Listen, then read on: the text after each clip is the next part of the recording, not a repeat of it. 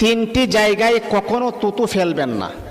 তিনটি জায়গা এমন রয়েছে যেখানে তুতু ফেললে আল্লাহ পাক রব্বুল আলামিন আপনার হায়াতের ভিতরে আমার আল্লাহ অবরকত দান করে দিবেন, আপনি কখনো সফলতা খুঁজে তালাশ করে পাবেন না। এই তিনটি জায়গা কোথায়? এক নাম্বার হচ্ছে নবী করিম সাল্লাল্লাহু আলাইহি ওয়াসাল্লাম বলেছেন পশ্চিম দিকে আমরা তুতু ফেলবো না। এটা হচ্ছে আমাদের জন্য পবিত্র একটি স্থান। পশ্চিম দিকে আমরা আল্লাহ পাক রব্বুল আলামিনের কাবা ঘরকে লক্ষ্য করে আমরা সেজদা করি, সেখানে তুতু ফেলা যাবে না।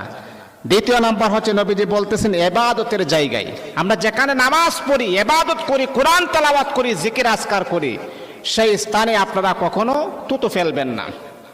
যেমন ধরেন আমরা যখন মসজিদের মাঝে আসি নামাজ পড়ার জন্য, আল্লাহ তাআলার গোলামি করার জন্য আসি, মসজিদের ভিতরে আপনি কখনো তুতু ফেলবেন না, নাপাক কাজটা করবেন না, তাহলে কিন্তু আপনি গরিব হয়ে যাবেন, ভয়ঙ্কর রোগ আপনাকে আক্রান্ত করতে পারে।